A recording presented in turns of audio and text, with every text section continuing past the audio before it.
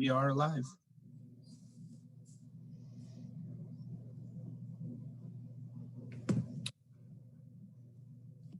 Awesome. We have everybody. All right, well, it is now 5 o'clock, so I will call to order the Town of Normal Planning Commission regular meeting for Thursday, August 6th, 2020. First, I just want to say that the governor has issued a disaster declaration related to the public health concerns caused by the statewide COVID-19 pandemic. As chair of the Planning Commission, I've determined that an in-person meeting is not practical or prudent because of the risk of exposure to the COVID-19 virus stemming from an indoor gathering, and that the remote meeting is in the best interest of the health, safety, and welfare of the commission staff and the general public. So Mercy, can you please take roll? Yes, I can. Mr. Shields. Here. Ms. Wittergren. Here. Mr. Broad. Here. Mr. Johnny. Mr. Bozer. Here. Mr. Matika. Here. Mr. Zimmerman. Here. Thank you. Item number 2 on the agenda are the minutes. If the commissioners have read the minutes for the July 9th meeting and there are no additions or corrections, we would be ready for a motion. I would make the motion to approve as presented. I second that motion. Mercy, take roll again, please. Sure. Mr. Shields. Aye. Mr. Matika. Aye. Mr. Bozer. Yes. Mr. Broad. I think this is another one on which I'm abstaining. I can't remember, to tell you the truth. Okay. So just in case, I'm Ms. going to Wittergren. abstain. Abstain. Okay. Ms. Wittergren. Yes. Mr. Zimmerman. Yes. Thank you. The next items on the agenda are the public hearings. The first one is 20-05-04 PC, a zoning text amendment for One Normal Plaza PUD. Several residents have expressed a desire to speak in person to make sure that happens. The goal here is to just carry this public hearing over to the September 10th, 2020 meeting.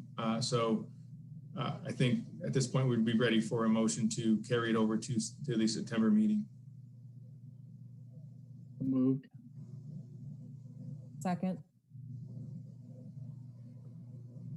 And Mercy, take roll again, please. Sure. Ms. Wittergren. Yes. Mr. Matika. Aye. Mr. Shields. Aye.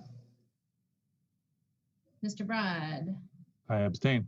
Oh, abstain. Okay. Mm-hmm. Mr. Bozer. Oh, Rick, sometimes I can't hear you, just so you know, Rick. Looks like You're still on mute. Yeah. Yes, okay, but I got you as a yes. And Mr. Zimmerman. Yes. 3B and C are the Illinois Art Station. Mercy, do you want me to call them both and then we will talk about them separately, or do you want to call each one and talk about it independently? Let's go independently, so we'll just start with the 0807. Okay, so 3B is 20-08-07 PC, a zoning map amendment for 101 East Vernon, 605 South Linden, and 607 South Linden. Mercy, do you want to describe this? Sure.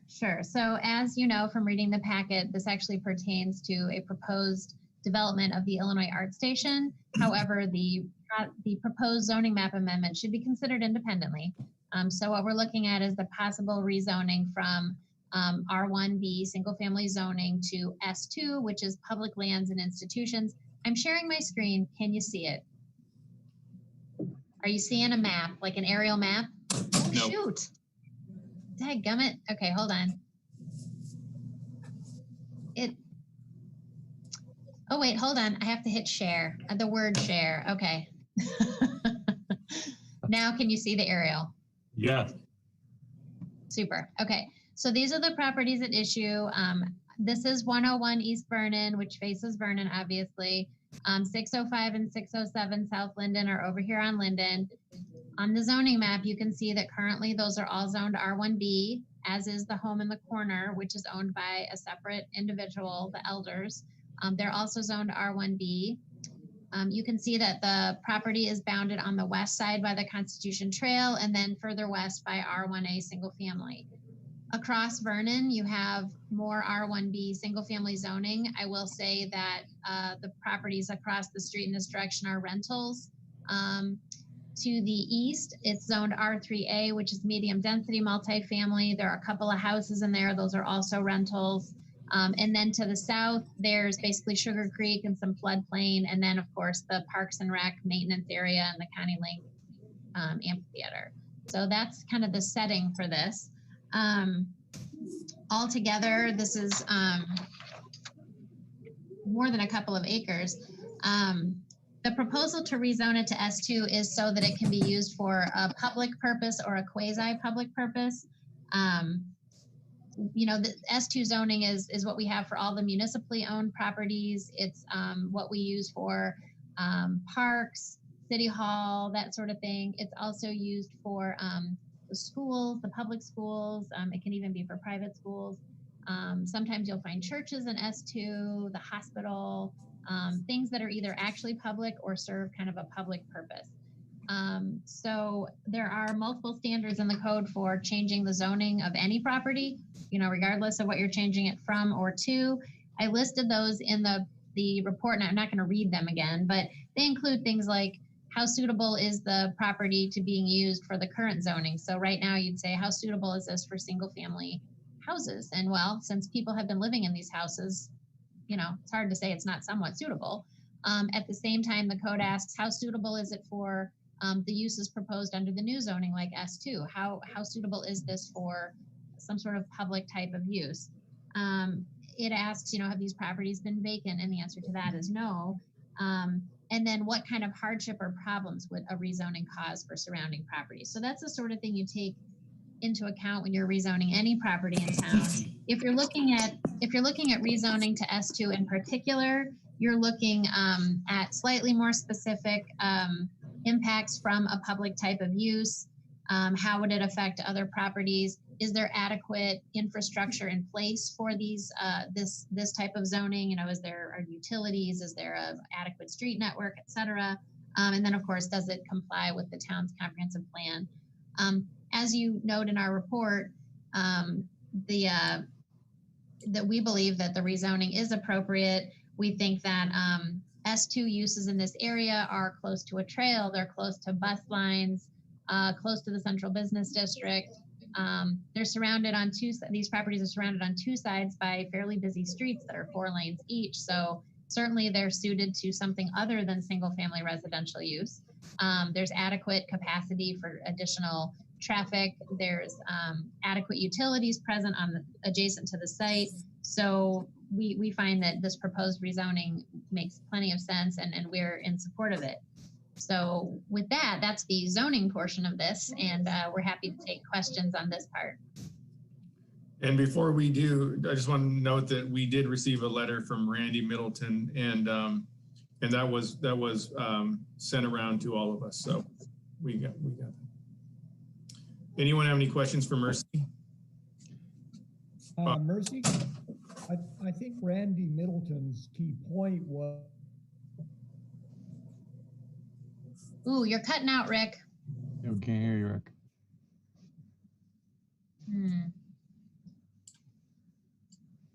It looks like you're kind of frozen too, so I wonder if you might be losing your connection.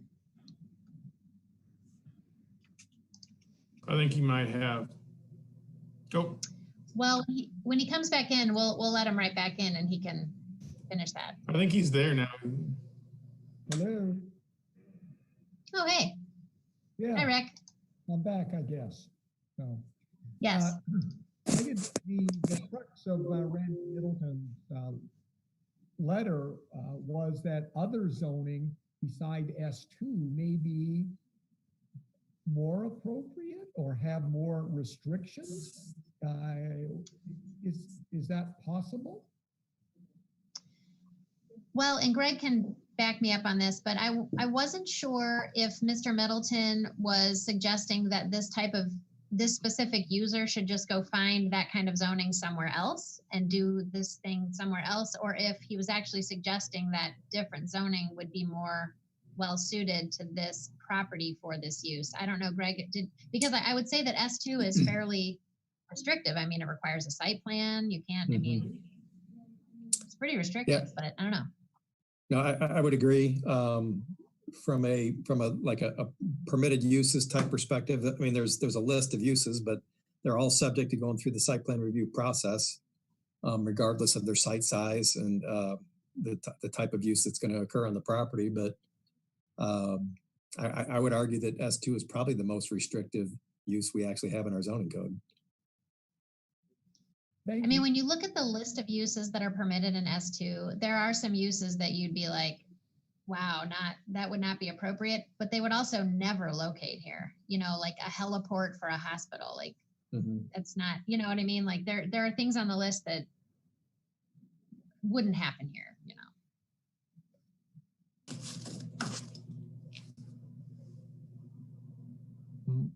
know. Mercy. I'm sorry. Could you talk a little bit about the conversations that you've had with the folks up there on the corner about all of this? Sure. So the elders are, I believe, in the waiting room of the Zoom, and they're going to testify during the public hearing portion. So I don't want to speak for them, except to say that as far as I understand, they are in support of this. So we'll see if they corroborate that. Okay.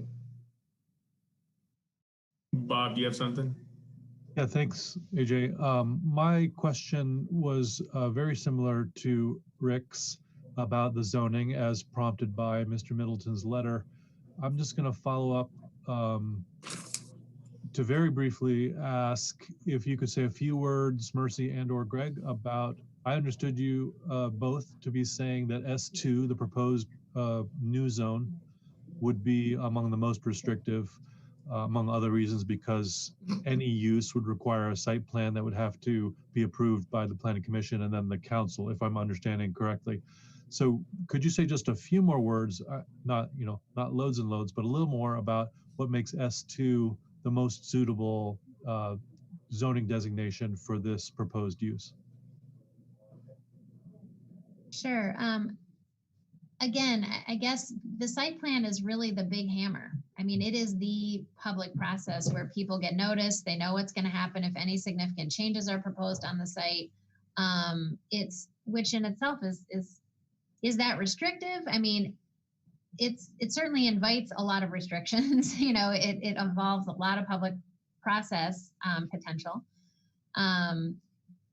So, and S2 is very much designed to take into account what's happening around a property. So it's not as specific, but it's also then more flexible to require more of whatever seems appropriate based on the location.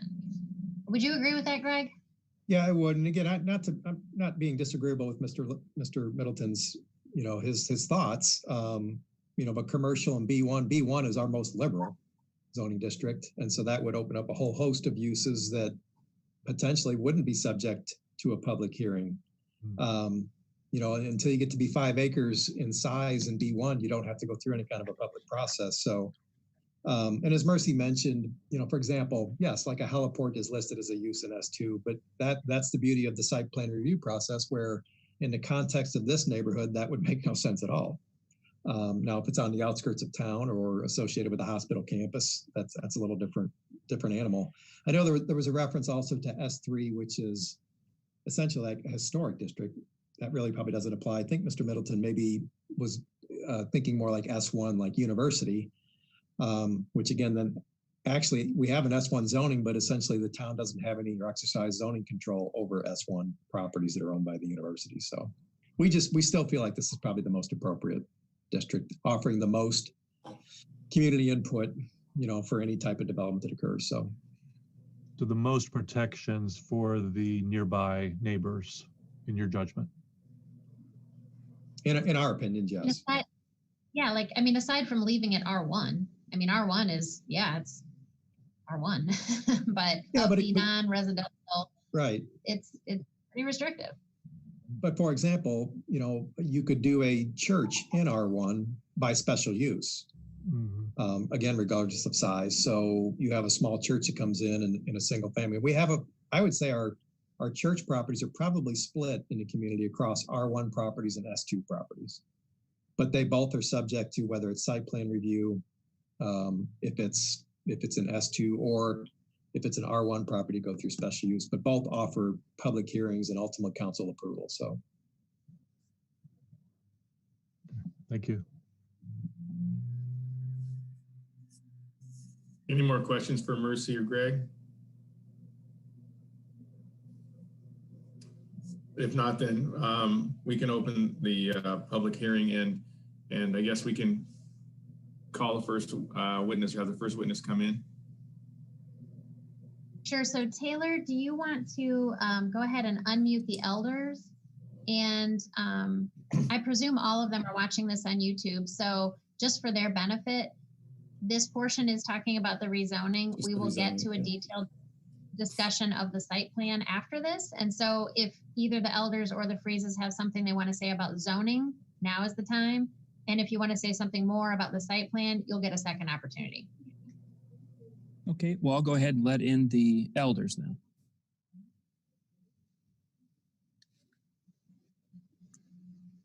Hello, Mr. and Miss Elder. You are in the meeting now. Mr. and Miss Elder, I guess what I would ask, do they need to talk separately, or do we need to have them talk? Can they talk together in this forum? I don't know, Mercy. I think as long as they both promise to tell the truth and tell you their name and their address, it's all good. Yeah, just be sure to state your name, your name's address, and affirm to tell the truth, and then we'd be ready to hear what you have to say. All right, James Dale Elder Jr., 603 South Linden, Normal, Illinois. Thank you. Kathleen Elder, 603 South Linden, Normal, Illinois. And you both affirm to tell the truth? We do. We do. Perfect. Well, go ahead, and we'd be interested to hear what you have to say. All right. Well, we just have been apprised of what this project's about. And quite frankly, we were both excited to hear about it. We think that this type of project is absolutely the highest and best use for this property. As I understand it, the two houses to the south of us will eventually be taken down, and there'll be natural plantings in there. I would think this would be good for the watershed in the area as well. There was a flooding problem at the back of John Freese's property, but the city is taking care of that. They were very good about it. As I understand it, the city is going to help with some maintenance here, and I have met a couple people from the city here who are recommending what trees be taken out and what kept, and that walking paths be made available down through there. There will be a parking lot south of us, but they're going to plant some bushes and trees in between them, and we think that's fine. I just think this is a great use of the property. There's a lot of wildlife in this little piece of acreage right here, and it ties in to the Connie Links Theater area down there and the wooded area up around it as well. We have seen all kinds of birds and creatures, everything from deer to wild turkeys to eagles to red-tailed hawks, just woodchucks and raccoons and skunks, and everybody else lives in here, and they all get along fine together, I guess. Sounds like a Snow White movie thing. I don't know. It's still what? I said it sounds like a Snow White movie or something. Hey, James, it kind of is actually, but we're both regular height. That's unfortunate for you. This is about the zoning, and we will talk about the site plan later, and you're more than welcome to talk about that too. But as it relates to the zoning, it sounds like you have no concerns to speak of with regard to the zoning. No, none at all. I mean, this is I think the city's given us great consideration for moving the entrance for the drive up near the trail and putting a circle in up there, and then putting the entrance for the main parking lot over off of Linden Street. I think they've thought this out very well, and I just applaud them for being foresighted enough to move forward with this project.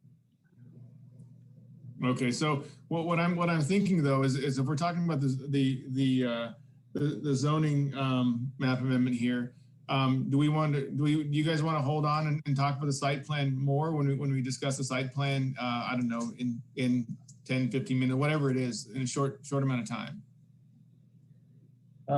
We could do that, sure. Perfect. We will. We'll put them back in the waiting room then, and you can just wait, I guess. Okay, but James and Kathleen, I appreciate your time, and I just want to make sure that it's I guess most efficient for you, so we can talk about the zoning map amendment or the zoning map amendment here, then bring you back, and then we can talk about the site plan more, and we can talk more about the Disney movie. I like it. All right, good. All right, they always end happily, you know. Yeah.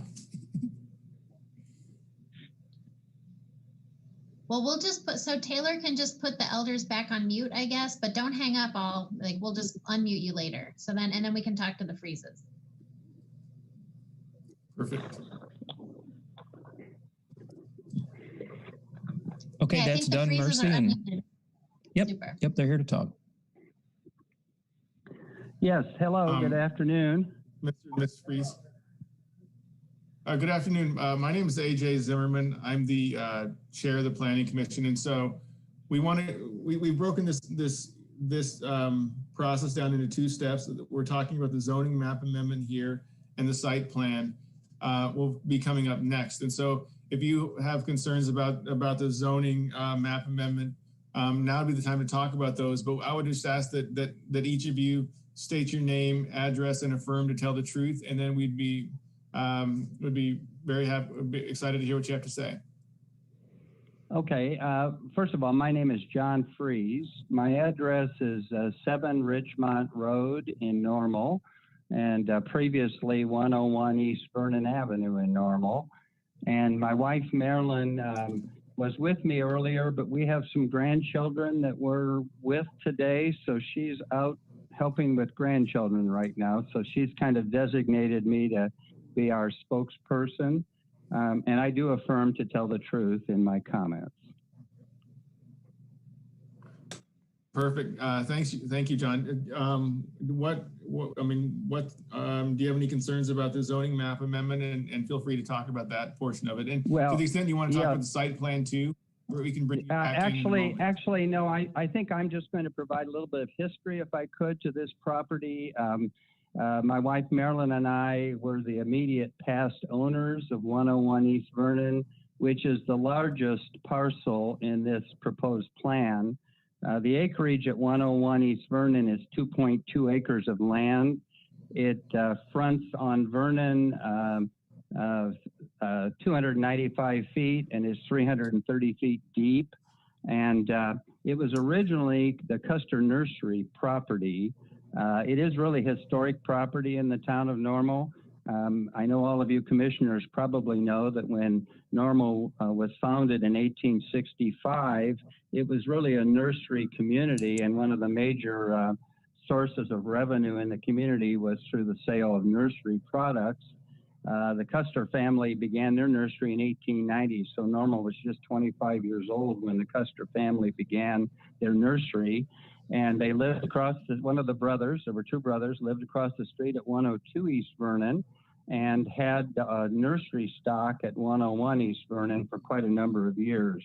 From 1890 until around 1950, most of their nursery stock was either behind their house at 102 East Vernon or across at 101 East Vernon, which was our former property. I will just indicate then they moved their nursery east to the 500 block of East Vernon, where it remained until 2005 when the nursery ended its long tenure in Normal as a nursery. My wife and I bought the property in 2007 to preserve it. Our goal at that time, we noticed that it was for sale. It was advertised as commercial property. And so there was an effort in 2007 to sell it commercially.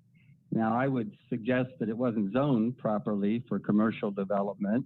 And the town, to its credit, back in 2007, resisted efforts by developers and others to try to rezone that property for commercial development, either for apartments or other uses. And we were able to purchase the property really to preserve it. Our goal at that point was to preserve it for hopefully future community use. And we bought the property in 2007. We did some substantial remodeling of the property during 2 years. And in 2009, we moved to that property. We lived in that property for 10 years until we moved to our new residence on Ridgemont Road in Normal. And when we decided to move from that acreage, we actually looked into other not-for-profits in Bloomington Normal who might have some interest in that property. Once again, our goal was to see it preserved for community or public benefit. And so we weren't really interested ever in selling it privately to a private owner. We wanted to see it in the hands of an organization that could develop it properly. We did have substantial conversations with one not-for-profit, and those conversations did not result in us reaching any agreement, but the Illinois Art Station came along, and we had a wonderful conversation with them about the property, and they saw it as a wonderful property for their program, for their ability to have art programming in the outside, in nature, to use the wooded areas. And we just really do think that this is a wonderful use of this property, and we're very excited about what we understand the Illinois Art Station wants to do there. It really means that we've been able to have our wish accomplished. We think this will be a community benefit, and it will really have a public use. So we're really thrilled about that. And our good friends, the elders who spoke earlier, we've known for many years, long beyond the time we both lived near each other. And we know, as they have already said, that they're very happy with this proposed rezoning also. So I just wanted to provide a little bit of history for you commissioners. It really is a very historic property in the town of Normal, and we're seeing too many green spaces disappear to development. And I really like the idea that it's going to be preserved to a great extent through this project. Well, thank you, Mr. Fries. I appreciate the history lesson too. So, if you, I don't know, do any commissioners have any questions? And if not, we can put you back in the waiting room, and if you want, and when we discuss the site plan, we can bring you back if that works for you. I'm not sure I necessarily need to comment on the site plan. I'm happy to remain and do that if you would like me to. I think my goal was just to suggest to you members of the commission that our goal all along has been to preserve this property for community benefit. And we think this is the best benefit that can occur with this property at this time. So we're very happy that the Illinois Art Station came along and decided that they saw this property as an appropriate property for their not-for-profit. I'm happy to go back into the waiting room as far as that goes, but I probably am not going to have many comments on the site plan. I'm not a neighbor at this point, and I'm not directly involved with the plan itself. Yeah, I think that's, I mean, I don't know that you have to come back in at all. I mean, if you want to stay on and listen, that's fine too. I appreciate your comments, like I said, and I think the history lesson was good. So thank you very much. Well, thank you very much. I appreciate your time. I'll go ahead back into the waiting room, and if there's something that I can add at some point, or if there are any questions that I can answer about the actual property, since we have lived there for 10 years, I'd be happy to answer any questions regarding water or other issues if any of the commissioners have them when they're reviewing the plan. Okay, perfect. Thank you. Thank you.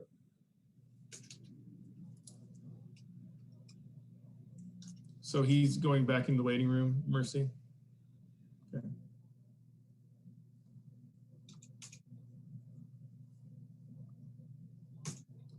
And that's all that signed up to testify, so there's no one else.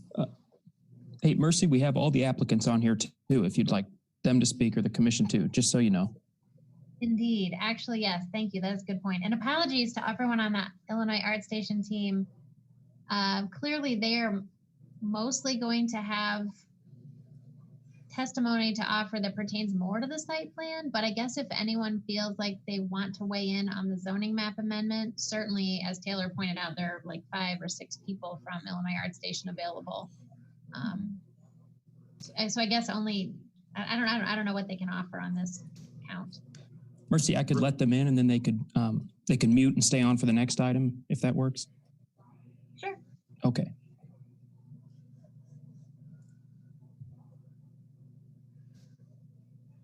Zoom is a little harder than in person for this. Yeah.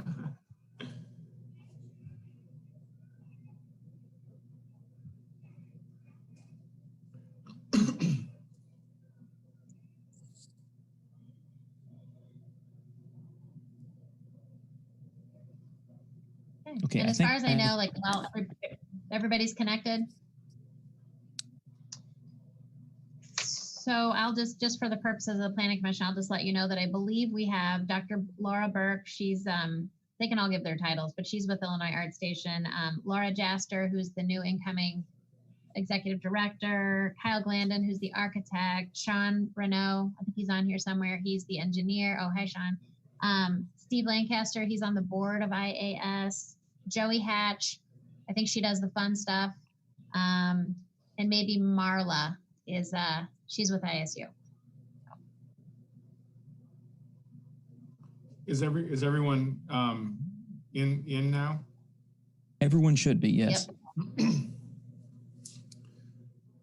Okay, welcome you all. My name is AJ Zimmerman. I'm the chair of the Planning Commission, and right now we're discussing the zoning map amendment. We will talk about the site plan immediately after this. So I don't know that you guys want, I mean, you're more than welcome to talk about the zoning map amendment.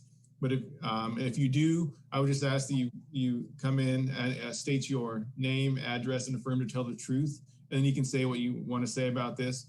We'll also do the same thing with the site plan that we'll be talking about shortly. So is there anyone that wants to talk about the zoning map amendment, or do you want to save your comments to the site with regard to the site plan? And you can talk at both with regard to both. I just don't know that. I just want to be clear that you can. I mean, if there's anyone that wants to talk about the zoning map amendment now, I guess now's the time. Well, I have nothing for the zoning. Okay, I'm Laura Burke, and I am the president of the Illinois Art Station Foundation. We are a private, not-for-profit foundation. We support the public 501c3 organization, Illinois Art Station. So I think relevant to the S2 is that we do, Illinois Art Station serves a public purpose of providing all. Hey, Laura, before we go any further, just say your name, your address, and then affirm. Okay. Laura Burke, 103 Risk Drive in Normal, and yes, I swear to tell the truth. Perfect. Thank you very much. Apologies for that. No, so, you know, I think it's the public, not-for-profit purpose of the dual collaborating organizations that seems to me to make it most appropriate for S2. And it is our desire to enrich children, youth, and families' experiences with art education, making use of this gorgeous property. Some of you may not have been to this property, but I do think it is the view in Normal, Illinois. In fact, in Bloomington, Normal, it is a spectacularly beautiful park-like setting, and I think ideally suited for arts education and providing our young people of the community with these kinds of special experiences. And of course, we hope particularly to reach underserved and at-risk children and youth, along with all youth. So for me, S2 seemed to fit the best. This is not commercial. I mean, it just doesn't fit a commercial use. And I think if you look at the architectural plans, we have been held to some pretty high standards by the town of Normal, and we're grateful for that. We do plan a beautiful facility that fits with this very extraordinary outdoor property. And so I think there are many dimensions of it that make Illinois Art Station fit S2 very appropriate. Wonderful. Thank you, Laura. Is there anyone else that would like to speak at this point, or hold off and have your comments when we talk the site plan shortly? This is Marla Reese-Weber, and my address is 2730 County Road, 2200 North, Minonk, Illinois. And I do swear to tell the truth. I just wanted to introduce myself briefly. Someone had mentioned that I'm kind of the ISU connection, and I am. I do work at ISU. I've been with the project since it started in 2016. I'm also the president of the Illinois Art Station public nonprofit organization. And so I am happy to answer any questions about history of the organization, the relationship that it had with ISU, and the different kind of relationship it has with ISU now. Okay. Commissioners, are there any questions that you may have of Marla?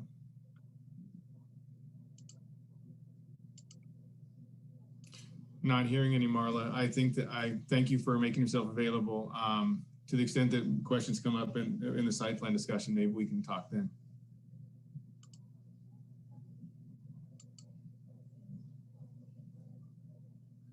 Sounds like no one else wants to speak with regard to this portion.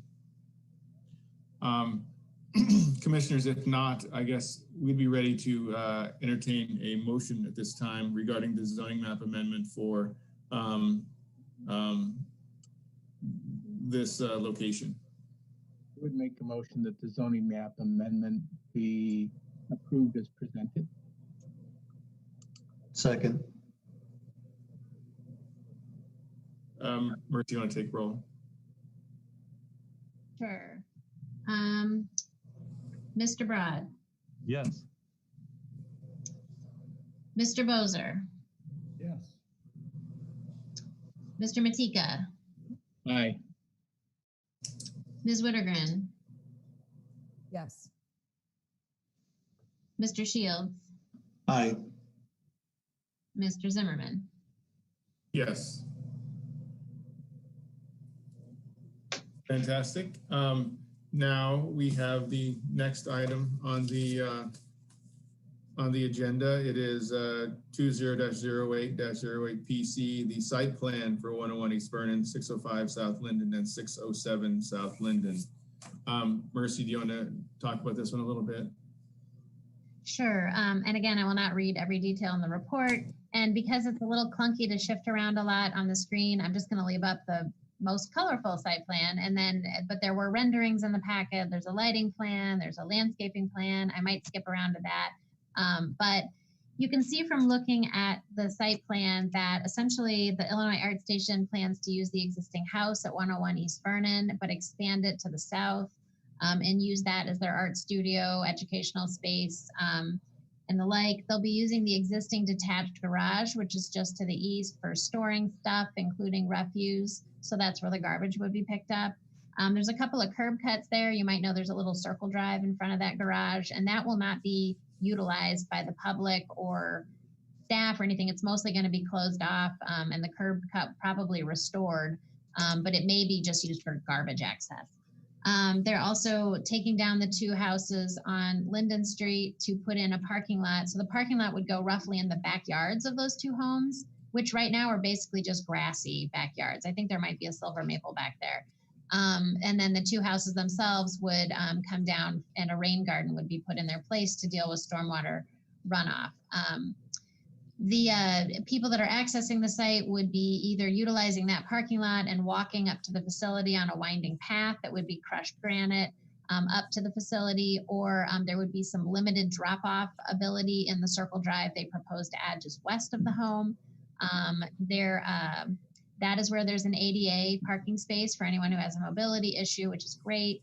And again, they will be mostly directing people to use the Linden parking lot, though, because, you know, it's a circle drive. They'll be adding a little sidewalk connection out to Vernon so that those who access the site just by walking or biking would have a way to get into the internal sidewalk system.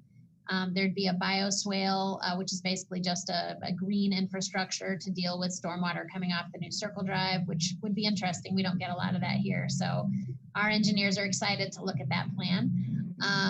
They are intending to keep as many of the existing trees on the site as they can. Where they're putting the circle drive, I put a bunch of pictures in the packet. It is like the only place on this property where there are not very many trees, so that's nice. The trail would continue to have a really nice amount of screening. So from the trail, it would look pretty much the same. The amount of parking spaces that they're proposing meet code, so that's not an issue. I'm trying to think of what else is important. For lighting, the thing we worry about with lighting usually, especially when there's a neighbor nearby, is having shields so that the house or the lights don't produce any glare. They've got that taken care of. And honestly, with all the trees, I don't know who's going to see any of the lights. They're proposing a monument sign out on Vernon. They don't have a specific design. They proposed kind of a schematic version of it with some internally lit letters. They plan to do something like that. So just to give you a feel for what to expect, but they do plan to meet code by way of size and height. So that wouldn't be any sort of problem. I think probably the more, not complicated, but we can't quite figure it out yet, is the landscaping plan exactly, because we won't know until a little later exactly which trees have to come down. So staff would have to figure out any sort of tree replacement requirements. As far as staff's thoughts on this, we're real excited about this plan. We think it's a great fit for the site. I would say the one thing that caused us some just extra analysis was the location of the driveway on Vernon. But they did have an independent engineer conduct what's called a site distance analysis to make sure that, particularly that drivers leaving the site have an adequate line of sight to see both cars and pedestrians for a certain distance in each direction based on the speed of the road, et cetera. So we're satisfied with that based on that analysis. I think operationally, they're going to take a lot of care to work with their patrons to make sure they know how to use the site. Seems like that should work out really well. So we are supportive. We certainly find it to comply with the comprehensive plan. There's a lot in our comp plan that talks about supporting culture and education and the arts, and especially things that provide access to underrepresented populations. It's in a location that has very handy access to transit and the trail. So it's a really nice fit that way. The only conditions that we recommend are that just a note on the lighting, that they meet code for turning off a certain amount of their lights after the close of business, that they follow up with a landscaping plan when more details are available. They'll submit their final monument sign design to us when they get a sign permit. As long as it isn't anything like crazy different from what you're seeing or that exceeds the size that code permits, it'll be fine. It'll get a permit. And then I noted in the report too that before they do a certain amount of development, they'll have to re-subdivide. And that's not something the Planning Commission will have to deal with, but it's just something that everyone has to know about. So I think those are the major points. I'm happy to go to different PDFs pages if anyone wants to see them. So the comment, Mercy, about the road diet, and there's no plan for a road diet or something like that, but I know, I had to look it up. It's very exciting, yes. So there are no plans for, is essentially to slow down the traffic, basically? So completely separate from this project, we've had on the books for a couple of years a potential, what's called a road diet for Vernon in this location. And it was part of a larger kind of traffic study and taking a look at the area south of Uptown Normal. A road diet is when you take like a 4-lane road and you turn it into a 2-lane road with like a turn lane in the middle maybe. And so it basically just means making your road smaller like a diet. So I'm sure there are other iterations of that. But in this location in particular, and Ryan's on the call, Ryan Otto, he can just jump in and cut me off here if he wants to. But it's possible that a road diet in this location would include like a refuge island where the trail crossing is happening. And that would be, you know, it'd have curbs and everything. And depending if and how that were ever built, it could affect people's ability to turn left out of this site. We just wanted IAS to be aware of that. We think they can deal with it. So it's not a problem, but we just wanted it kind of out there. So, but there's no plan to build this like anytime soon. Okay. Commissioners, you guys have anyone have any questions of Mercy before we open the public hearing? No. Okay, then we can open this public hearing, and I believe, do you want to go down the same list of how we did before, call the elders in, or? It may be good to let the IAS people this time like have a shot at either adding to what I said or correcting what I said. Okay. So I'd go with them first. Okay, perfect. Are they still in the meeting and unmuted? They can all unmute themselves. So like, I don't know if Kyle might want to say something or Dr. Burke or anything about the site plan. If anyone of you do want to speak, again, just name, address, affirm, tell the truth, and then we're good to go and ready to hear what you have to say.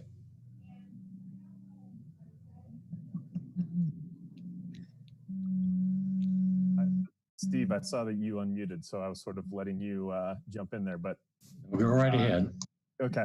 Yeah. So I'm Kyle Glandon, 1407 Maplewood Drive in Normal, and I'm with Workbench Architects. And we've been working with Mercy and Greg and Ryan on this site plan for a couple months now. So, you know, I think that we have addressed most of the issues. Well, I forgot to suggest that I will tell the truth. Perfect. But yeah, I feel like we have addressed a lot of the issues. I feel like it's pretty rare that I'm in this position where I don't have to really make a pitch for the project. I think that this really makes sense on every level here. And so I'm available to answer questions, but I think that the staff report was pretty sufficient. Thank you, Kyle. Anyone have any questions of Kyle?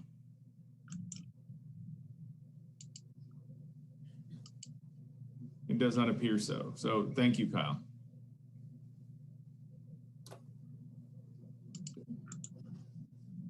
Is there anyone else who would like to speak from IAS?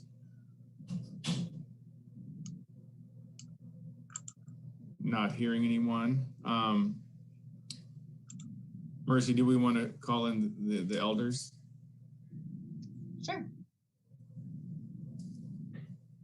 Taylor, we'll do that.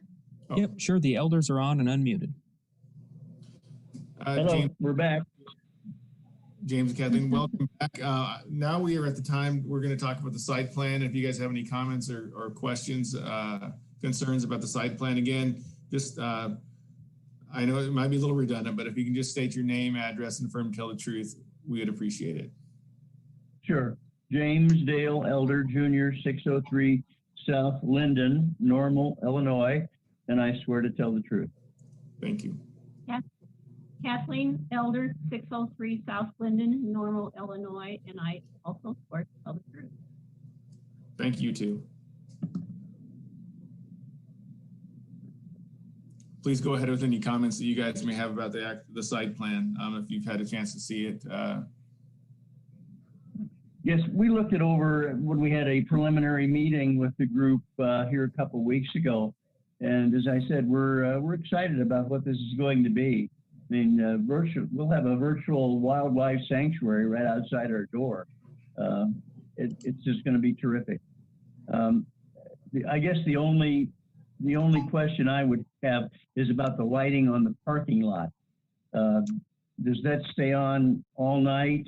And what kind of lamps are you planning to use for that?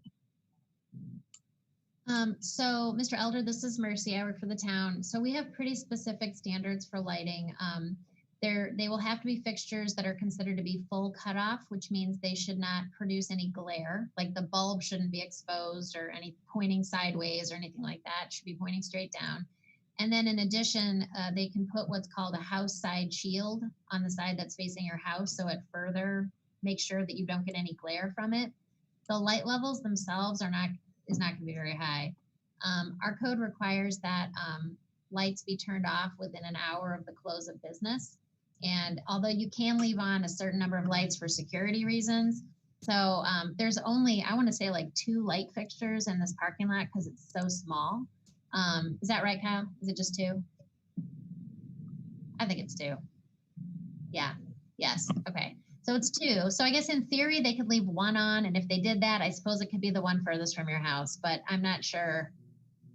I'm not sure they will need either of the lights on, but there shouldn't be a glare issue and it shouldn't be too bright. Okay. I guess my main concern is for the wildlife in the area. They're used to darker conditions back there. There are lights in the parking lot across the street down there that do stay on, I believe, all night. So they do provide some light across there. Okay. Perfect. Kathleen, do you have anything you want to say in addition to what James has said? The main thing I was going to say is I think it's this proposal is a boost to our community. It's such a rare piece of property, and the thought of the public, the children being exposed to this, I think is a feather in the cap for the town of Normal. But I also think with the location close to the university, close to Uptown Circle, buses, I think it just is going to be so accessible for so many people in our community. Right. Okay. Well, thank you two for taking the time to let us know your thoughts. We appreciate it. Do any of the commissioners have any questions for the elders, or do we want to move on? I'll give you guys a chance to ask any questions if you have any, and if not, again, I just want to say thank you to the both of you. No, you're welcome. You're welcome. Wonderful. I see that. Does Laura Burke? Is there anything you want to say? I see that you were unmuted for a second, so I didn't know if you wanted to say anything as well. Well, I would just follow up on what Kathy has said. When the Illinois Art Station was we first had the conception of this for our community, there are just a handful of art station-like not-for-profit programs in cities across the United States. They are not in communities of this size. The original inspiration for Illinois Art Station was the Children's Museum of the Arts in New York City. And I think that if the Children's Museum of the Arts, where they're in a densely populated Soho area, not very accessible parking,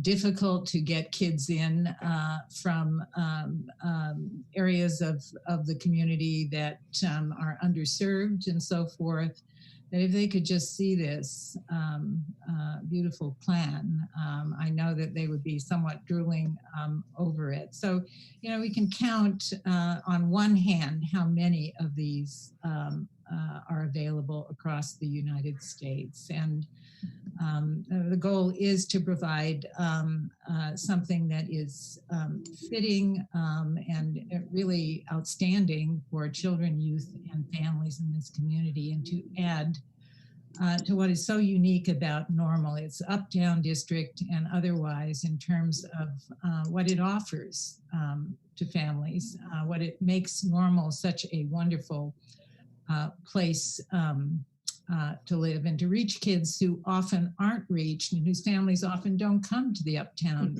because they don't think it's for them.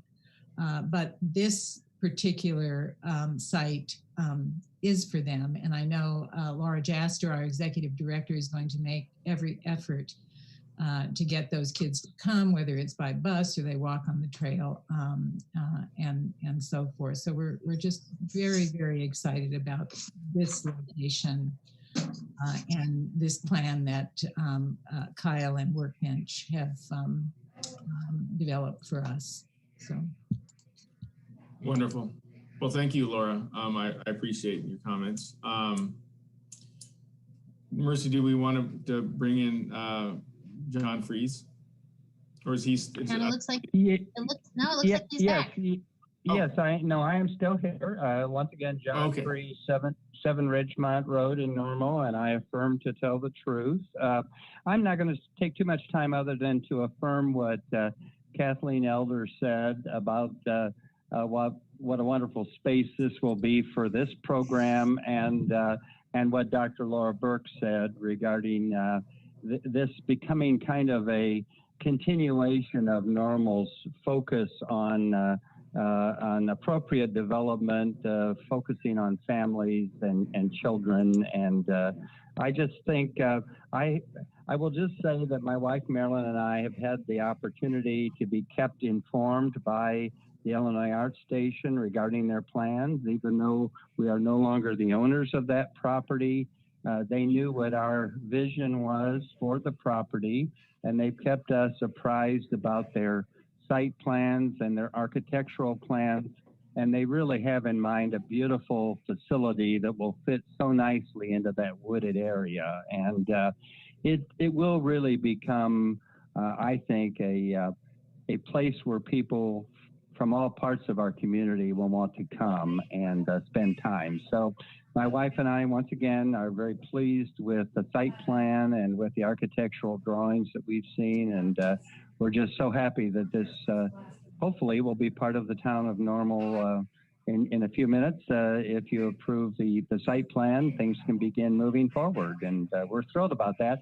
And I will also tell you that I'm still feeding birds on that property. I have worked out an arrangement with the Illinois Art Station that allows me to still bring my my seed. I have several feeders that were on that property. So we're still feeding the birds and the wildlife there too. That's really all I have, commissioners. Well, very good. Thank you for your comments, and I appreciate. I mean, again, I think the history lesson was very good, also. So thank you. Well, thank you. And is there anyone else who would like to speak regarding this project? And if not, we will close the public hearing. But I want to give anyone a chance to speak now again, if someone wants to. Hearing none, I guess, so now we can close the public hearing. And commissioners, any additional comments before we entertain a motion?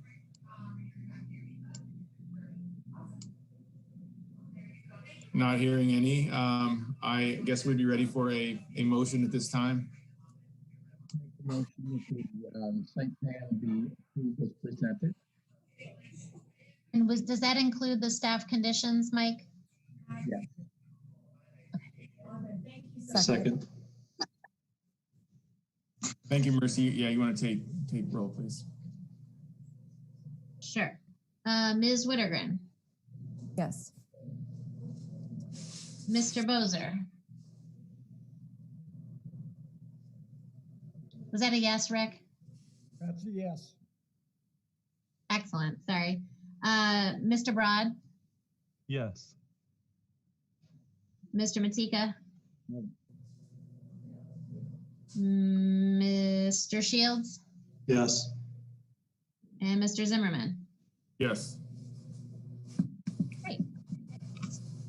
Okay, so both of these items will be on the town council's next agenda, which is 17th, Monday the 17th. We'll catch up with you later, but it's a meeting at 7 o'clock, so as opposed to 5. So we'll be in touch. But yeah, until then, enjoy your evening. You can stick around and keep watching the meeting, but you don't have to. Thanks very much, Mercy. Yes, thank you, everybody. Thank you all. Wonderful. So now we get to the last item on the last public hearing, which is 20-08-09 PC, amended final development plan, 301 South Veterans Crunch Fitness. Mercy, do you want to talk about that one? Yes, I can run through the report, and I know that we have several people on the line from the developers end, I think 4 people. So after I'm done talking, they may want to add something as well. This is the former Hobby Lobby space at the shops at College Hills.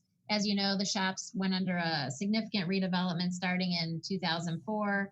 The idea was to turn it into more of an outdoor lifestyle center, a little more upscale, pedestrian centered, sculptures, there's really nice landscaping, lighting, all that. And different stores have come and gone throughout the years. Hobby Lobby itself relocated from this big building over to the old Gordmans a few years ago now, maybe like a couple years ago, a year ago. And the Hobby Lobby building has been empty. So the proposal is to convert the old Hobby Lobby into a Crunch Fitness on the west portion, and then they would leave some space on the east part for multiple tenants. The existing Enterprise rental car would stay where it is. So the Crunch Fitness, though, is really what we're talking about right now. They would do some exterior remodeling on the building, primarily to this west facade facing Distill. They would take off kind of that front piece and add a new area for a sign. They would add a similar sign area to the over here, kind of the diagonal piece facing veterans. They're really not going to do nothing to the north side at all. They're going to resurface the parking lot on the west side and bring it up to code as it pertains to landscaping, which is really nice. Lighting's not going to change much. The parking lot lighting will stay the same. They're going to add some building mounted lighting will just be tasteful and nice. The signs are certainly the most noteworthy part of the project because they're very big. So they're proposing, it's basically the logo for Crunch and then the word fitness, and they're proposing identical signs for the west face and then also this southeast kind of diagonal piece. The sign itself is just under 500 square feet, and then the part of the building behind the sign would be painted their corporate orange, which is pretty bright, and that area would be just over 1,000 square feet. In the report, and this is no surprise to the developer, they knew we were not gonna, this would be the one piece that we were gonna push back on. It is certainly significantly bigger than any other sign at the shops at College Hills. And for the most part, the signs at the shops are just basically mounted onto the building with kind of the neutral background and whatnot. So this is certainly a significant departure from what you see out there by way of signage. But they'll have a moment to explain why they want to do this. So overall, though, we're certainly supportive of the project. We're using the building, multiple tenants. It's a good opportunity.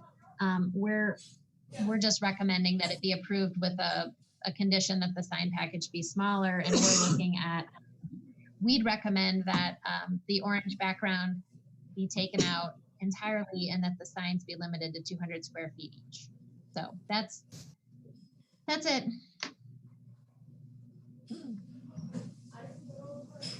Awesome. Well, anyone have any commissioners have any comments or questions for Mercy? Mercy, can you please remind us, I think it's in the documents you provided us, but for some reason I'm not finding it. Can you remind us what the PUD guidelines indicate regarding sign size? Yeah, so it's not real specific. So if you look back to the original approval documents, there's nowhere in there that says, each tenant gets this square footage or this exact style. So that is what it is.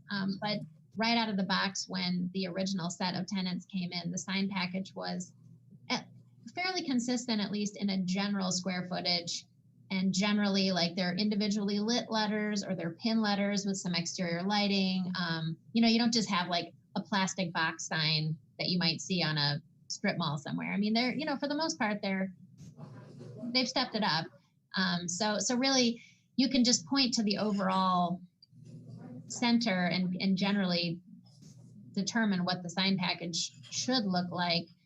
We think the Crunch Fitness proposal is far enough from that we're not in support of that, but we just tried to pick a square footage that seemed reasonable given like the size of the Von Mauer sign and the size of the new Hobby Lobby sign, So the proposal from staff, the point of reference is what is the norm in across the PUD at the other businesses. Right.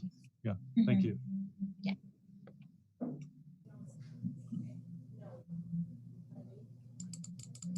Go ahead, Dave. Just a quick question. So there are two signs and you're recommending no orange for either sign and the same basic size, whichever direction the sign is facing, whether Distill or Veterans Parkway. Right.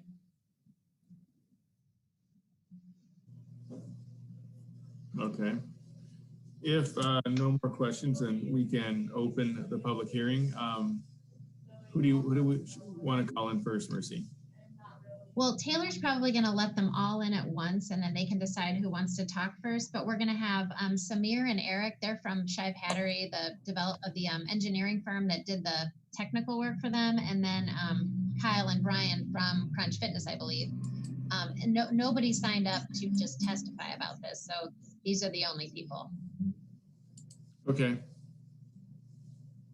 And everyone has been admitted. Okay, I see Samir and Eric, and I don't, just on my screen, I don't see the others, but I'm sure they're in.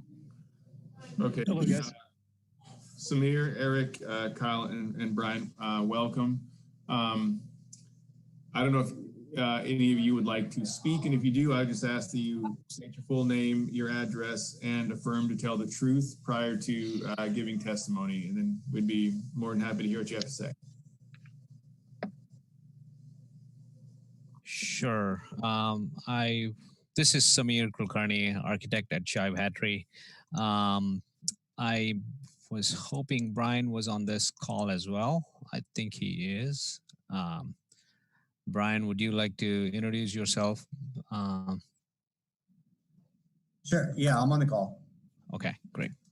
Hey, so I'm appreciate everybody being here and looking forward to getting this open in normal. My name is Brian Hibbert. I live at 1713 Alvarado Court. I live in Longwood, Florida. Our corporate offices are based out of Orlando. I think you needed me to attest to tell the truth, correct? Correct. I think I covered everything. So I'm with Crunch Fitness. I've been a developer with them for a couple of years. A little bit about Crunch Fitness, probably the fastest growing of the larger fitness chains out there.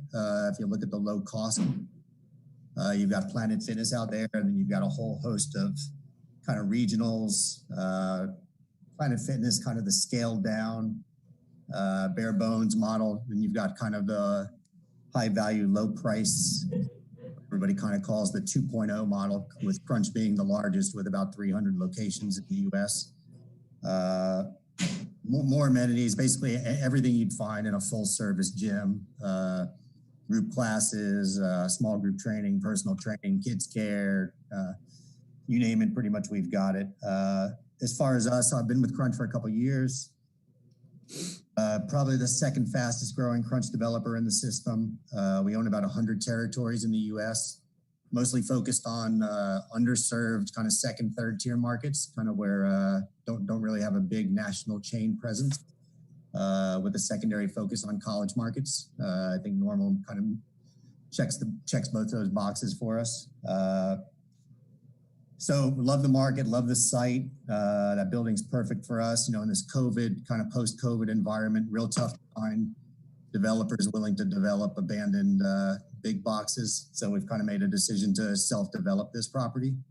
So we're a little excited about that. At the same time, we kind of have to be firing on all cylinders here, spending quite a bit more money than we normally would on a project. So execution is going to be real important for us. Real important that our brand stands out, visibility, brand standards, all super important stuff to us, which I'll let Samir talk a little bit more about the sign in general and the orange. We are open in Illinois, and Champaign, Illinois opened earlier in the year, or actually late last year. Same brand facade standards that we're proposing here. I think we do it very, I think we make all of our projects, all of our buildings, we don't try to make them loud and noisy. I mean, orange just happens to be the color of the brand, no different than if we were Target painting that entire facade red, or if we were sitting here talking about a Best Buy painting that facade blue. That's it. The rest of the building, we do completely modern, neutral grays typically are the colors that we do. So that's it. I'll let Samir jump in on sign sizes and stuff like that and the thought process behind it. Thanks, Brian.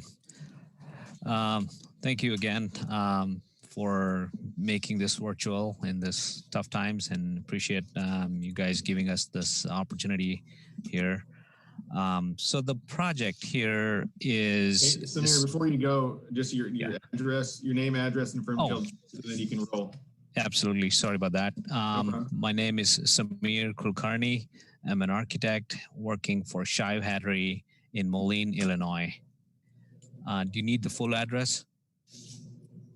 Yes. Yeah. Okay. It's 1701 River Drive, Suite 200, Moline, Illinois, 61265. Perfect. Thank you very much. Thank you. All right. So essentially, this project comprises of repurposing this existing Hobby Lobby building, which is about 85,000 square feet in size and footprint, single story. About 5,000 square feet of that is being occupied currently by enterprise car rental, which is not part of the scope for this project. We're leaving that entity completely alone. We're not touching any portion of that 5,000 square feet. And out of the 85,000 square feet, 43,000 square feet is Crunch Fitness, and about 34,000 square feet of the space is earmarked for future tenant space. This building, as you all know, has three major entry points. We'll call the One Mar Drive as north here. And with that as a reference, we have one on the east, one on the south, and one on the west, other than the loading dock, which is to the southeast. So the project scope here is to essentially bring this building up to speed in terms of its facade. It's got an existing brick facade, which stands good in most sense for the most part of the building. The two entry points, the east and the west, have substantial entry build out, which obviously is getting unstable, has cracks developed. It's really hard to maintain those build outs any longer. So we proposed for Crunch Fitness. For now, the west entry was the best suited based on the way the floor plan laid out. And the focus here is on the west entry, where we are proposing to demo the build out and add a new facade, which is in line with Crunch Fitness's logo, sizes, and composition. So the idea is to have a pretty significant entry point because of the length of this building being almost 300 plus feet. We felt that breaking up that long length of monotonous facade was important, and this entry serves as a good break point with a build up of the logo and the signage above the entry. The entry also features a canopy. This being the west or the northwest, in that direction, we felt a canopy would serve best. So that gives additional character to that building. And the paint shades. So right now the current facade is exposed brick, and it's in good shape. We just feel that the brick has aged. We want to keep the facade looking new, fresh, and modern. So we, like Brian mentioned, we've gone in for shades of gray that can really add a lot of newness to the building, and it goes really well with the orange, the naval orange that we're proposing for the big sign. So the loading dock area, moving on to the loading dock area, we're not changing anything there. The east entry for now is left alone. We're not, again, touching any portion of that until we know what's going to happen with that empty tenant space. And then obviously with the west entry being our main focus, the parking will be the western portion of this property. So we occupy the entire west side of the parking lot. We are adding a new blacktop and adding new striping, new parking islands with new landscape, and no changes to the existing parking lighting. So we're going to leave that alone as is because they work well. And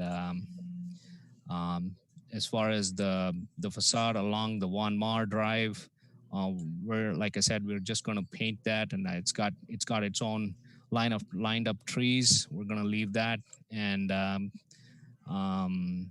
that's pretty much the scope of this project. So we really have two signage to talk about. One is the west entry, which I talked about, and then the other one is on the southeast side above the loading dock area.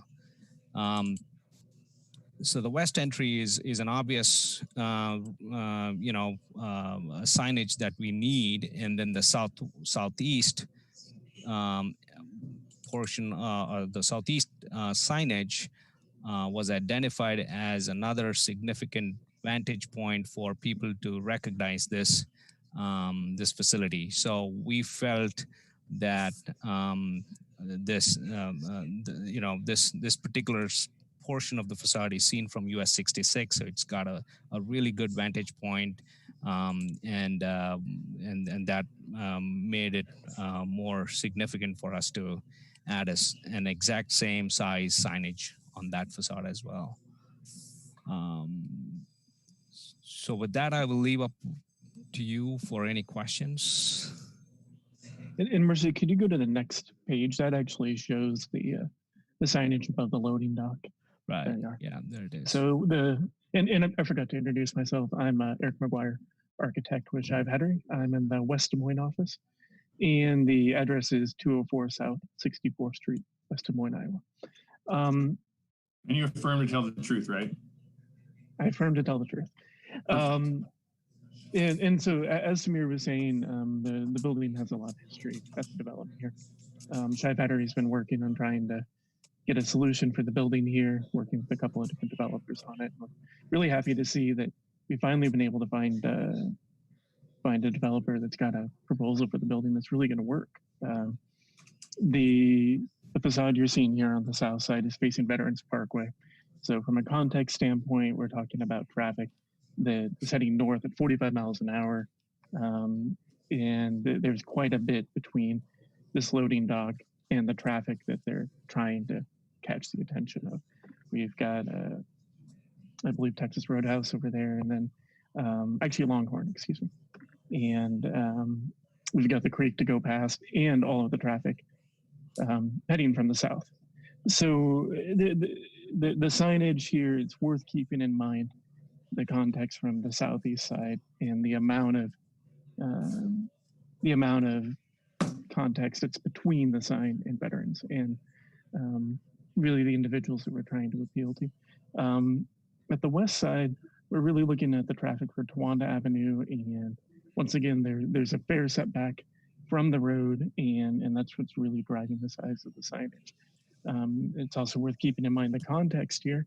We've got a Target facade, which is painted red, and we've got other buildings that have large signage within the College Hills development. And really that's because the shops that are going into these developments have to compete with one another.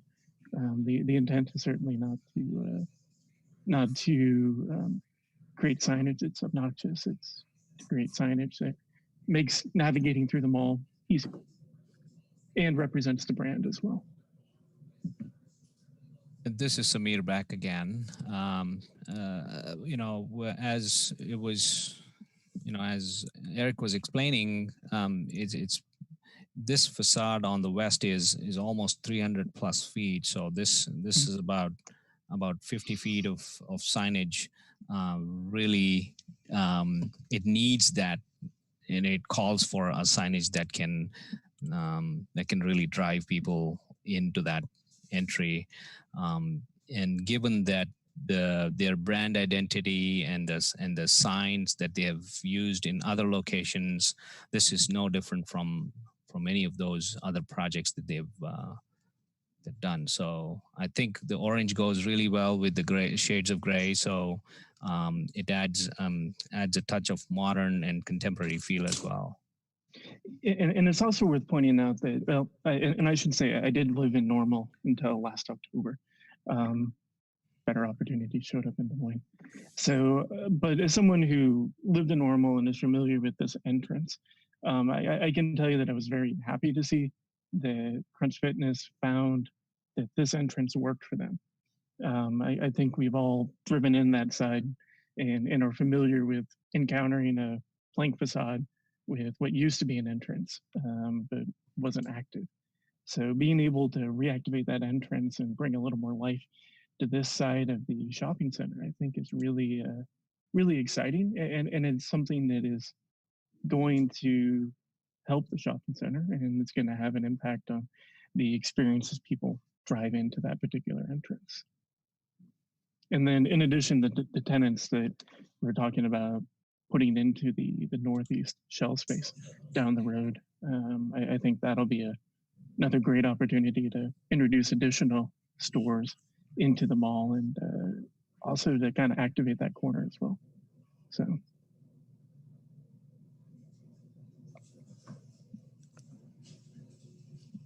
If I could make one more comment, if you guys don't mind. Sure. I just want to emphasize that the color for us isn't about trying to make a giant flashy building. I mean, I think if we were having this conversation, these guys want to paint the building orange and blue from one end to the other. I mean, this is really about trying to come up with a modern, obviously capturing the brand, which is the orange and the blue. If you look at this building as a whole, I mean, you've got 300 feet in one way, 250 feet in the other way. There's very limited glass. I mean, overall, it's a relatively ugly building to begin with, mostly due to the lack of entrances, the lack of glass. It's 4 300-foot long walls, really. So to have something, especially on the one main entrance, which to Eric's point, we've been able to figure out a way to make what was really challenging to find tenants for that space to take that one side that's 300 feet long and something that would break it up. I mean, you saw that one picture in context of the entire building. You've got a 300-foot gray wall, with a 50-foot facade or whatever it is to break it up. Now, if you imagine that being gray, you're back to having just a gigantic gray box again. And then you're talking about limiting the signage smaller. Now you've got really small size signage in comparison to the building as a whole, certainly in comparison to the frontage. I mean, you know, normally on a building, we would probably see allowable signage, you know, 2 square feet per lineal foot. You know, that would be 600 on this one. I mean, we've never had to do a 200 would be extremely small on this building. We would not, even on our 100-foot frontage buildings, we've never done a 200. I think we've done a few 350s. But I wanted to put that in context. Again, it's not about trying to drop a big flashy multicolored building into the middle of a center that doesn't fit. It's really about the entrance point, breaking up the color a little bit, giving it a good modern look, and capturing the Crunch brand so that we can compete successfully against some of the other gyms that are in the Bloomington market. Thank you, Brian. Thank you. Any the commissioners have any questions of Samir, Eric, or Brian?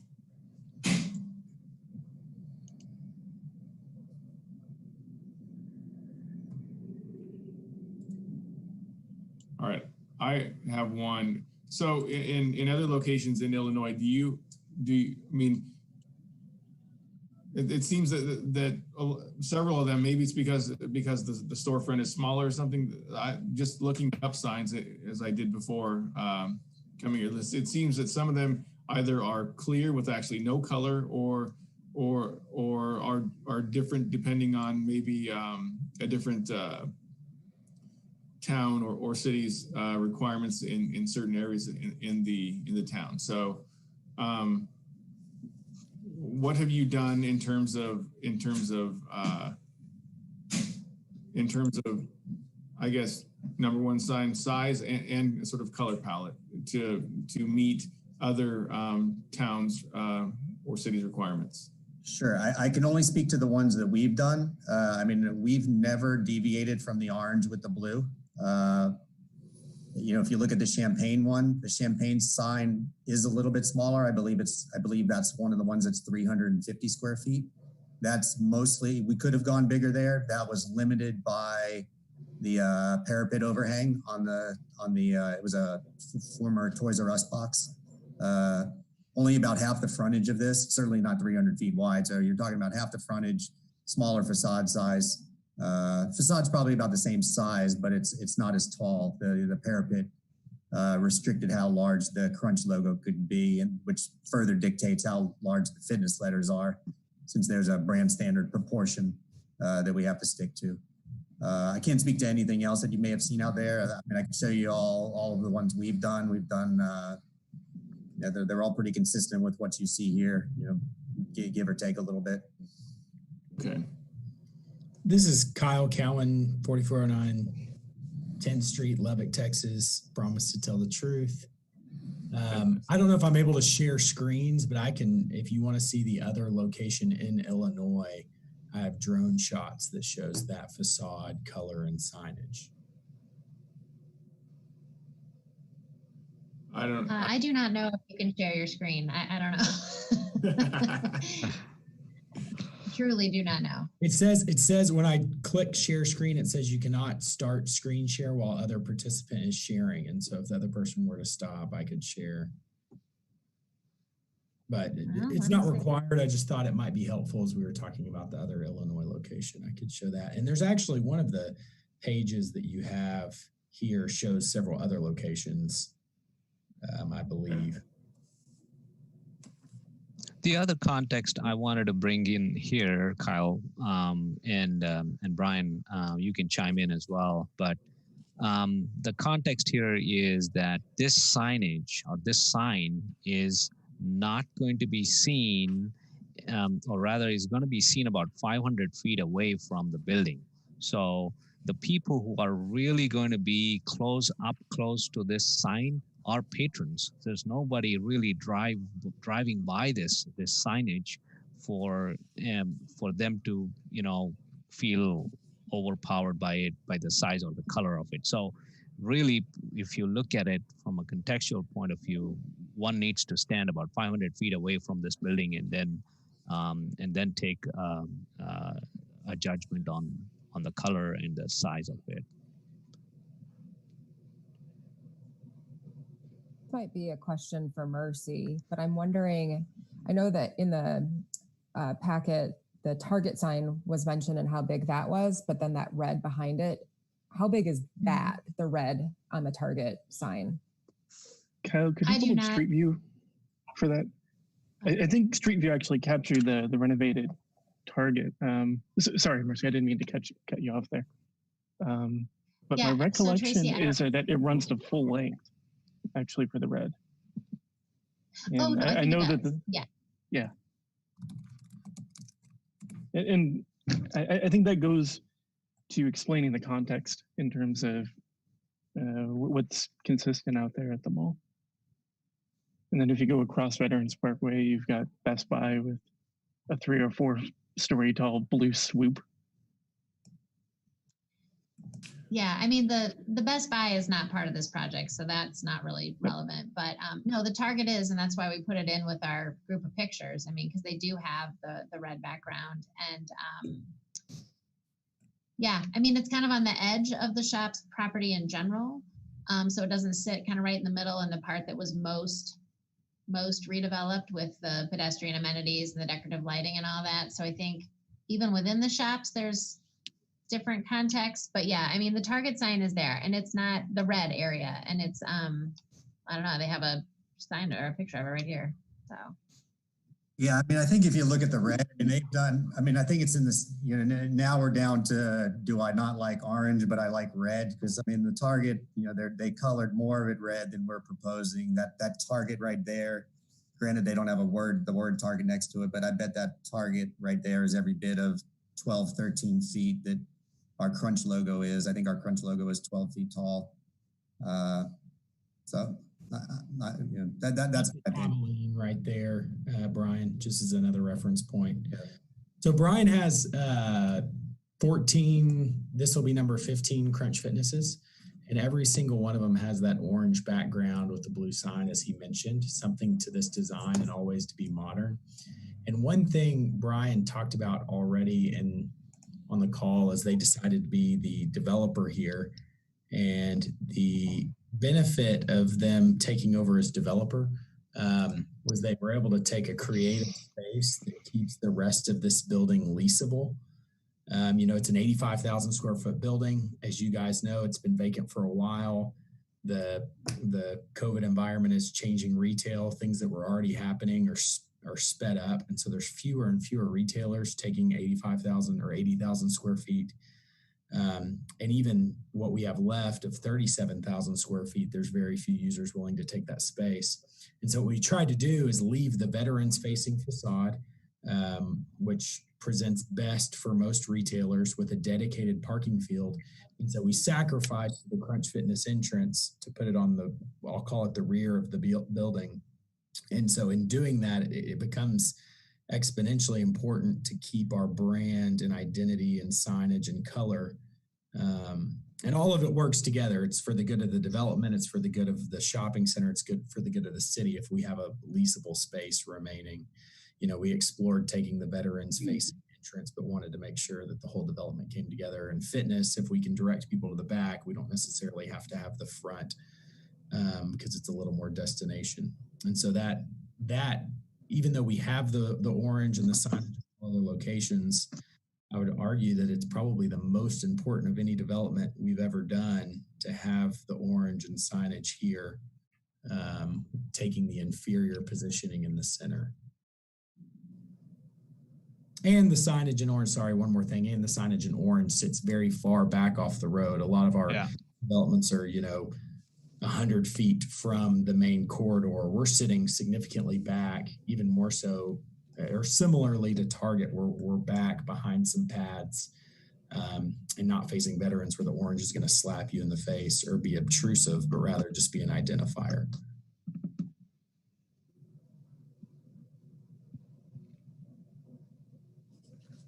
I guess to the point of other tenants being hopefully coming to the building as well, that raises a question in my mind about signage for them. How does that compete or compare to what would be proposed here? I know it depends on who's going to show up. in terms of setting a precedent. So the sign on there's no sign on the east wall of this building. So the entry for the new tenant is going to be on the east side. So there's really no sign competing or being seen from the east facade. There's one on the angled wall on the southeast, which really is not seen from the One Mar Drive. If you drive up from the Veterans Parkway into that parking lot, you really don't see that sign. So we don't see anything really competing with the sign for the new tenant there, whoever it may be. And their size would be kind of self-limiting too, because I mean, there's only 120 feet of frontage, I believe, for that tenant. You know, once you build in a facade, their size is going to be self-limiting. You know, they don't have 300 feet of frontage. They have to accommodate. You know, by the time we build the facade over their entrance, it's certainly not going to be able to accommodate a couple hundred square feet. Yeah, Dave, to answer your question about other tenants, we don't have another tenant lined up. We're in discussions with 3 or 4, none of them signing leases until they see the progression of the pandemic. And so we've left that facade just painted, and then we would modernize it to fit their brand and what works well with them. So yeah, that is it's an unknown variable, but it would be something along the lines of, this shopping center just across the street that has TJ Maxx and Ross. So the Ross that just went in there that was remodeled recently, I imagine something like that facade. Thanks. Go ahead, Mike.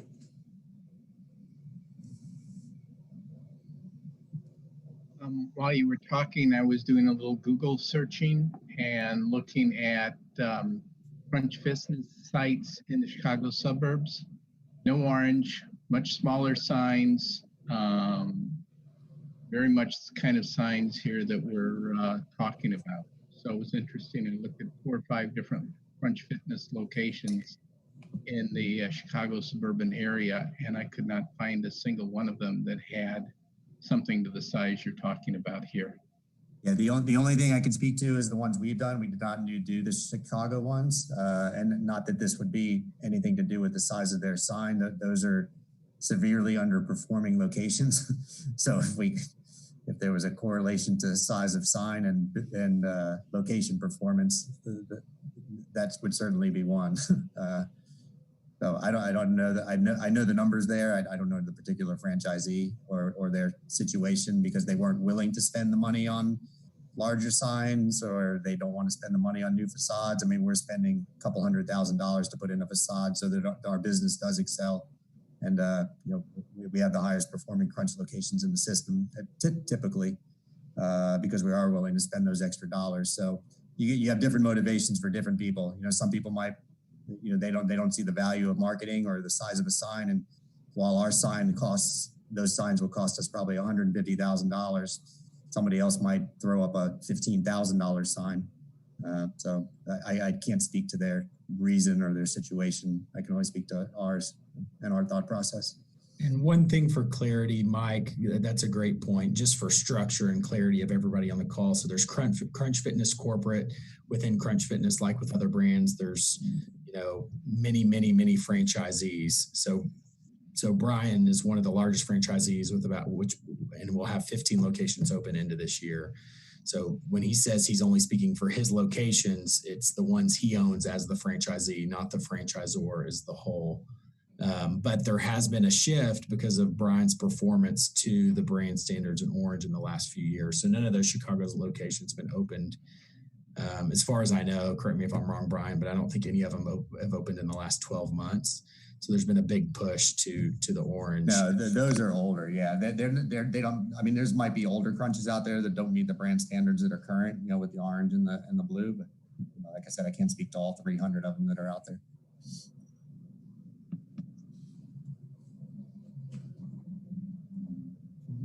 Do you guys have any more comments of the witnesses? And if I'm talking with the commissioners here, and if not, we can close the public hearing. But I just want to make sure that we have asked all the questions that we think are relevant here. All right. Well, I just want to say, you four, I thank you for making yourselves available. We will close the public hearing, have some discussion and see where we go here, but thank you very much. So that being said, I guess we'll now close the public hearing and we will see if there's anyone who has anything, any commissioners, anything they want to say further. I would just Go ahead, Mike. and this is right across the street. There was a lot of pride when what was then Jumers was built, and not enough an architect to call that Varian gross or whatever you want to call it. But then about a year after it was built is when Best Buy came in just north of it and pretty much obliterated the view of that building with its mega sign. And I think something we need to be considerate of here is scale and appropriateness to other sites in the area, and also just visual pollution of our community with huge signs. So that's an opinion. Okay. Anybody else? If not, I guess we'd be ready for some type of motion.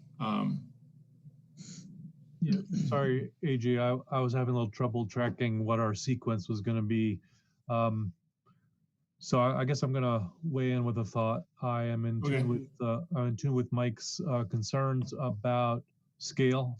I'm excited about this project, and I'm very also appreciative of the marketing needs of the business that's proposing to develop the location. And it's a location that needs to be developed.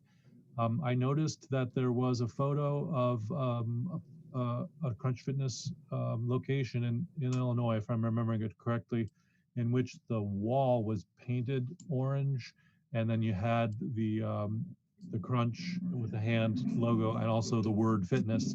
And I wonder whether there might be some middle path here whereby an approach like that could be taken. Probably would need to be a smaller scale. For me, the southeast facing facade is not as big a concern, although I do think we're talking about a very large sign.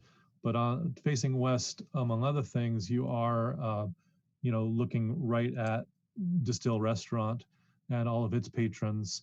And I think it's important that we be careful not to overwhelm people with the size of signs. So I'm just kind of interested in knowing whether and how we might come up with a sort of compromise that would scale down the sign.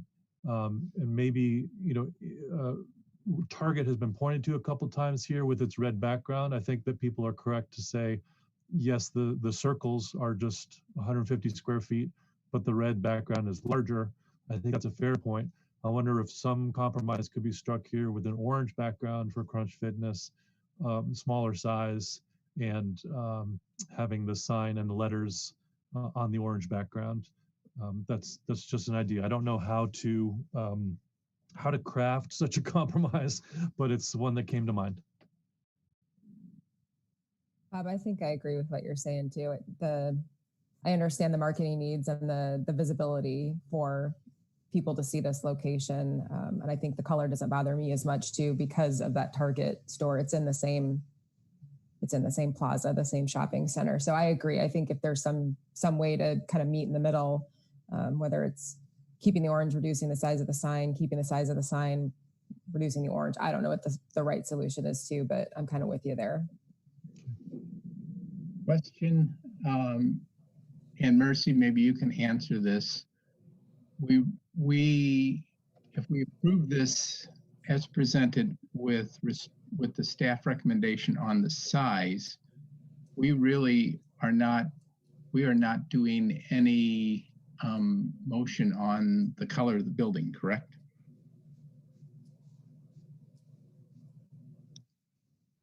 The staff recommendation is actually to both reduce the size of the sign and eliminate the color, but you're certainly welcome to propose anything else. I mean, any combination of sign and color, approve what they want, approve what we want. but we're looking at the color and the size. Okay, so your issue with color was not just sign background, it was the totality of the site.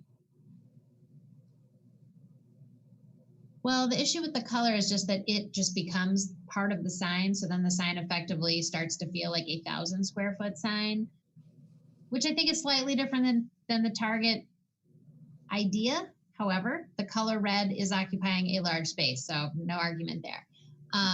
So yeah, I mean, I think there are some interesting points to be made about proportionality and that sort of thing. So but I think for us, the location in the center of the center next to Distill is still a little different than being kind of on the edge like Target, but you all can have an opinion as well. Thank you. Well, I guess I should weigh in here a little bit too. And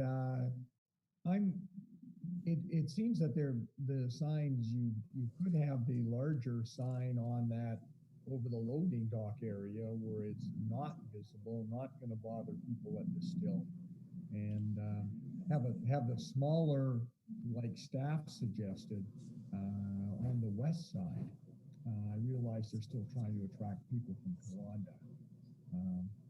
But that might be, again, another possible compromise. And I guess as the more I look at the signs and that, I'm less concerned about Relative to Distill's vantage point, I would point out that we're planting trees, 2 bands of trees between Distill and the signage itself.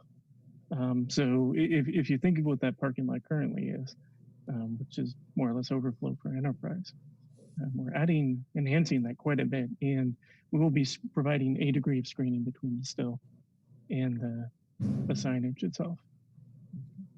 Thank you. Okay, do you guys go ahead, Dave? Just to pipe in too, I agree with Rick and Tracy that the sign facing veterans makes some sense to be larger, and smaller facing Distill trees. Or thanks for bringing that up, knowing that there could be some measure of something in there, whatever the sign is. Deciduous trees, in the winter kind of reduces the effect of the screening. But yeah, I'm hoping we can think of something that makes everybody happy here. I don't think we can make everybody happy, but I'll make a proposal. I'm a middle child, sorry. And I appreciate the comments. I appreciate the marketing perspective that's being brought to us here. I would propose that the plan be approved as presented with the 200 square foot sign limitation with no orange on the on the west side of the building, and that I'll call it, I don't know whether you call it the east or southeast side over the loading dock, be permitted a 600 square foot sign with the color orange. Just to clarify, Mr. Matika, so the one facing the southeast one, you said 600 square feet, but do you just mean what they're proposing, which is roughly 500 square feet with the orange background? Then 500. Okay. Okay. Okay. So to be clear, on the Distill side, 200 square feet, no orange. On the loading dock side, their proposed 500 square feet with orange allowed. I might need some guidance about how to go about bargaining with Mr. Matika. Mike, what about the notion prompted by one of the photos we saw of allowing this business to paint its orange color on the wall behind, I'm thinking about the west side now, where we seem to have the most concerns. Paint that wall orange the way we saw in the other photo, and have their, you know, the logo and the word fitness on that wall. Maybe just one more step in the direction of supporting the developer.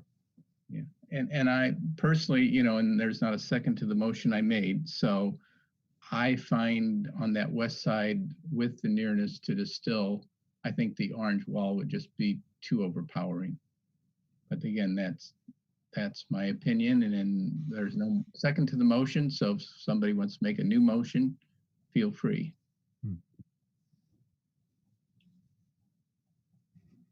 Second Mike's motion. So Mike, your motion, so on the side, the side that's facing west, you said this whatever 200 square feet and no color? No orange. No orange, okay. Yeah, so in other words, with staff recommendation on the west side of the building. Okay. Right. And the developer's preference on the southeast. Correct. Okay.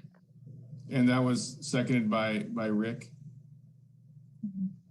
So quick point of process to guide me. Since you know the kind of compromise I'm hoping for, the council will be going through a process similar to this one. They'll hear from the developer, they'll hear from the town staff, they'll consider what kind of compromises they might come up with, right? So if I vote for Mr. Matika's motion, it's reasonable to anticipate there might be some other tinkering to the compromise that would happen before council. Am I understanding the process correctly?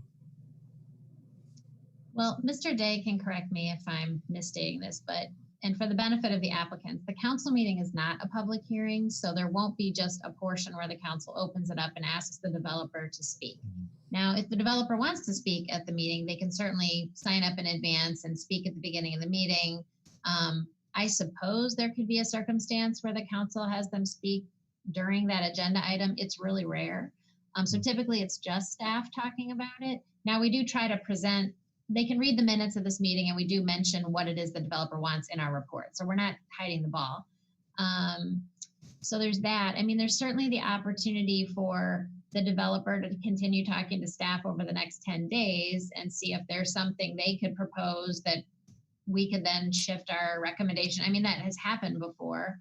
And it's also possible the council can just talk at the table and try to come up with a compromise at the table. That's kind of, I don't know, Brian, those are kind of all the options I can think of. But certainly there's nothing to stop the developer from talking to us between tonight, when you vote, and when we write our final report saying, here's what we're recommending. Could I propose a compromise? Public hearing is over, correct? Yeah, the hearing is Okay, over. I'm sorry. So right now it's only commissioners speaking. Okay, sorry. No problem. Okay. I have a compromise for you. Okay. Apologize. And unless people want to reopen the public hearing, you know, that I suppose we have that option, correct? But we also have a motion on the floor. Right. So I think as it relates to the motion that was first and seconded, we should take roll on that before we do anything additional. Well, our attorney has now turned on his camera and unmuted himself. So Brian, do you want to say something? I'm just here to answer questions. Yeah, you've got the motion and second on the floor to deal with. You could entertain an amendment to it if you wanted, but that needs to be dealt with before we go to reopen public hearing, if that's your inclination. Okay. And we could pass a motion and then vote to reopen the public hearing and make a new motion. Is that correct? Yes. Thank you. Or you could table your motion if you wanted to. Would that be up to Mr. Matika to table it since he made the motion? Anybody can move to table the motion. It would take a majority vote, a second and a majority vote. I'll make a motion to table the motion. I would second. Okay. Mercy, please. Okay. Mr. Shields. Aye. Ms. Wittergren. Yes. Mr. Broad. Yes. Mr. Bozer. To be clear, we're I think that was a tabling yes. the motion so that we can reopen the public hearing? Correct. Yes. Yes, then I vote yes. Mr. Matika. Aye. And Mr. Zimmerman. Sure. And I would then make a motion to reopen the public hearing. Second. I don't know that that needs a motion. I believe the chair can reopen the public hearing. Thank you. Okay, well, if that's the case, then we can reopen the public hearing. And Mr. Hibbert, you had a compromise, so you've already stated your name, address, and affirmed to tell the truth, and you're with that again?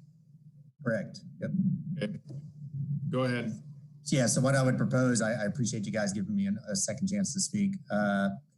That one big side with the 300 feet, lineal feet of frontage on the restaurant side, I forget what you guys are referring to it as.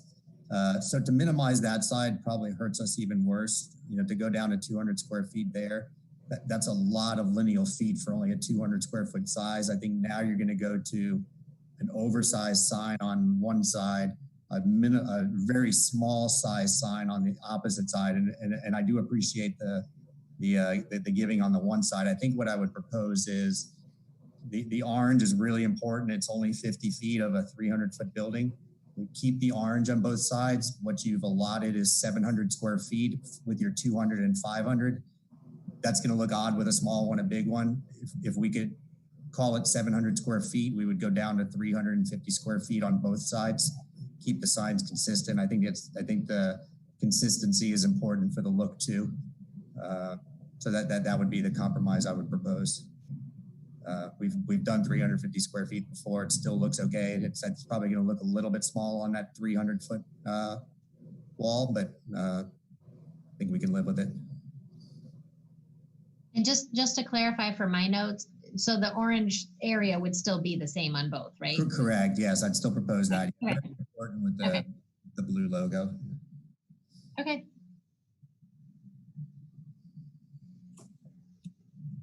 Sorry, point of clarification, if the orange is staying the same, what's getting smaller? The size. The size of the sign. Yep, we'd go down from 500 square feet to 350. So what you guys proposed was a total 700 square feet on the building, divided 200 on the one side, 500 on the other. We would split it down the middle. We would do 350 on either side, which is, I think you're going to find a pretty normal looking size sign, especially on that the 300 foot side.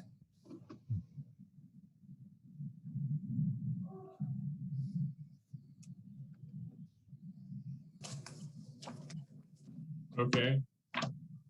Any questions for Mr. Hibbert or any of the other three from the commissioners? Just a comment, working for a company that is very jealous of its branding. I appreciate the developer's input. Thank you. Thank you. Well, I guess if no other questions, we can again close the public hearing. Any comment before we entertain a motion? And if there's no comment, feel free to put a motion forward. No, we still have the motion on the floor that was tabled, correct? Or is that gone now? No, we still have to deal with the motion that was on the floor. So that can either be voted on as stated or amended if a council member wishes to propose an amendment to it. I will say that I appreciate the additional input from the developer. For me, keeping the orange background the same size does not address one of the most pressing concerns of the staff. And so for me, that's not high-performing compromise. Although I do understand all the reasons developer offered to support it. So for what that's worth. Are we shut off again from speaking as far as? Yes. Okay.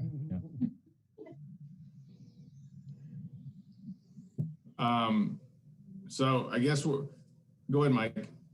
Well, since I made the original motion, I would rephrase my motion or amend my motion to follow the staff recommendation to approve with a 350-foot square sign on each side of the building with no orange.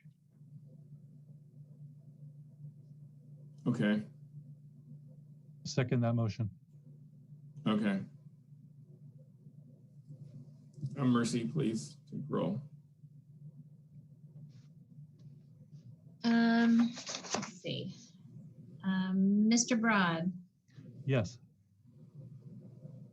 Mr. Bozer,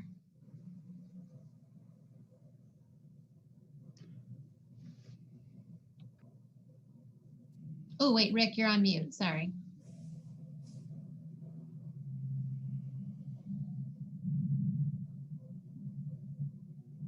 We still can't hear you.